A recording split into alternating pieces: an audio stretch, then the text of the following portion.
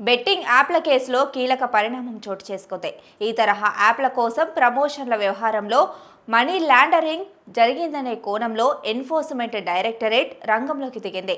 29 మంది సినీ నటులు, యూట్యూబర్లు, ఇన్ఫ్లుయెన్సర్లపై enforcement case information report నమోదు చేసింది. ఈ కేసులో నిందితుల జాబితాలో సినీ నటులు దగ్గుబాటి రానా, విజయ్ దేవరకొండ, ప్రకాష్ రాజ్, మంచు లక్ష్మి, నిధి అగర్వాల్, ప్రణీత సుభాష్, అనన్య నాగలతో పాటు టీవీ యాంకర్ శ్రీముఖి, శ్యామల తదితరులున్నారు. నిందితులు జంగిల్ రమ్మి, జితివిన్, లోటస్ 365 తదితర బెట్టింగ్ యాప్లకు ప్రమోషన్లు చేయడం వివాదాస్పదమైంది. వీరి ప్రమోషన్ల ప్రభావంతో పలువురు యువకులు బెట్టింగ్లో డబ్బులు పెట్టి మోసపోవడంతో పాటు కొందరు ఆత్మహత్యకు పాల్పడ్డారనే ఆరోపణలున్నాయి.